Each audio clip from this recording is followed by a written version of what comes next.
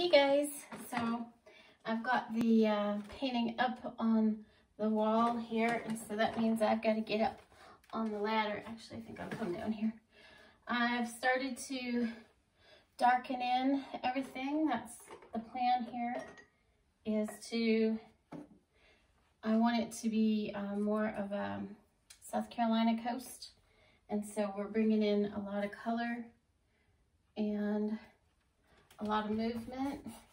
So I've switched my colors a little bit. I'm now working with my favorite color, of course, Payne's Gray, Phthalo Blue, which I don't think I had that in the list before, and I'm using the yellow ochre, but I'm also using some burnt umber and some crimson that I'm working with here. Now I know it looks pretty dark right now, but again, I'm going to come back and lighten that up as I do the clouds. But right now, I'm working on getting all the way across with the feel. So, and you know, a lot of people will mix all their stuff on their palette, but I kind of do just to get the idea. But then I really just start grabbing the color with my brush, dab on all of it, and then I just start sticking it on the canvas, and then I grab the gesso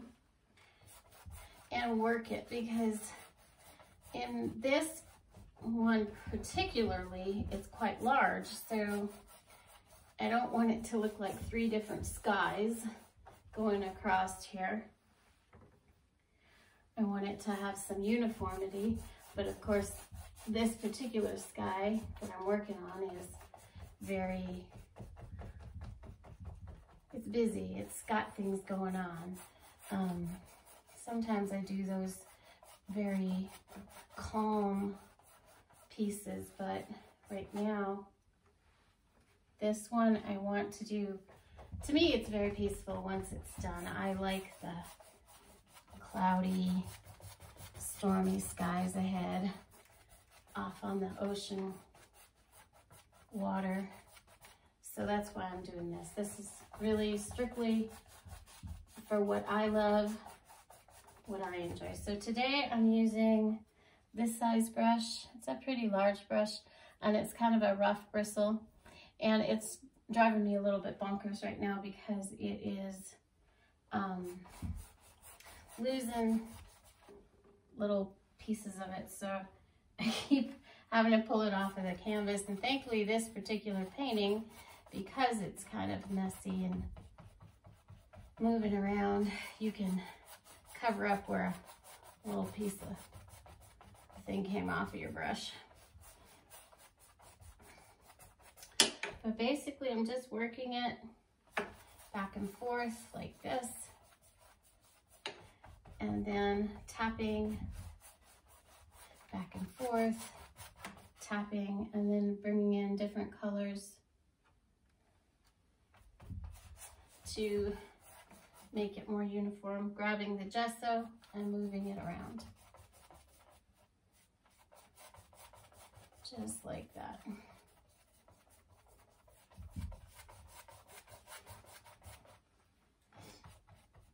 And later I will, once I get this base down, because this is what I would call my second base of color. And can you tell me why paintbrushes are that long? When I always work down here, I'm going to start sawing the ends of these off. I'll start a fashion statement or something. Because they bother me. They're always getting in my way. There must be a reason why the art world decided they should have very long handles. I suppose some people work back like this, but I don't have that kind of control for my fine movement. I'm also grabbing a little bit of, well, I'll tell you what I use. I don't know how many people approve of it, but I use hemp oil instead of linseed oil because it's natural. It moves the paint around. It dries fine. I'm sure there's nothing wrong with linseed oil, but I don't want something that can make the kiddo sick. And also, you know, when you read the stuff where it's like, well, you can't do this or you can't do that because it might catch fire or blow up, I really stay away from stuff like that. Personally, that's a problem for me. Okay. And I'm just going back and forth like this to create a feeling of misty skies and clouds. And I don't know, you can probably see the pattern of the light, and then I'm going to bring more light coming in here in the middle, and then working hopefully the same kind of color on the other side to balance it out. But, you know, we'll just see how that goes. And I am working in oil paint for this, and that's very exciting for me because it's the largest piece I've ever done in oil. So we'll see. I mean, I'm just taking you along to my experiment here. Okay. So earlier I had it on the floor there because I wanted to work on the very top of it, and I hadn't had this part cleared out to hang it again. So I was just doing that the other day in the other video that you saw.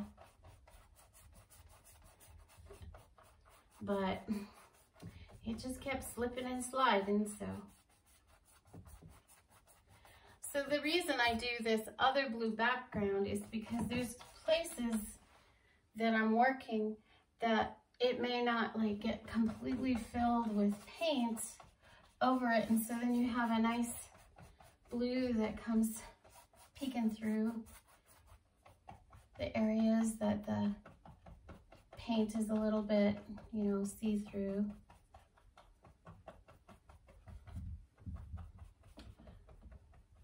And then you also really have to, at least I have to, I always say you, as if I'm telling you what to do, and I'm not telling you what to do. But, and I've heard this from others as well, is you really have, I really have to step back, to come back here and watch it. And it's giving me what I want. Like right now, I see that it's starting to curve up, and that's what I wanted.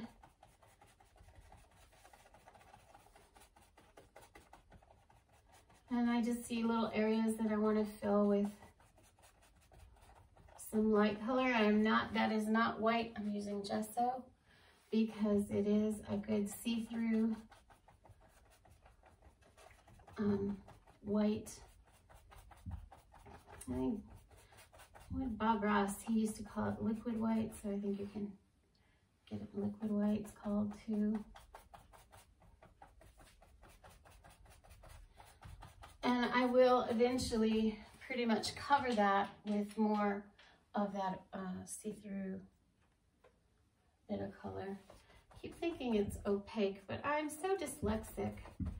I get the words mixed up as to what's see-through and what's a solid color. So anyway, but that gives it a nice, very airy, light, humid feel. Anyway, so there you go. That's how we're doing so far. I'm pretty happy with how it's coming. And then I will keep working, go in that direction. I'll probably finish that today. I like to do my big solid stuff that, you know, I'm getting the big foundation done.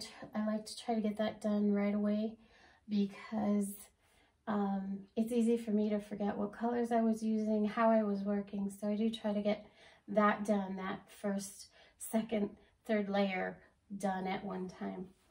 And then the details when they come in is not as a big deal. All right, I'll see you next time. Bye.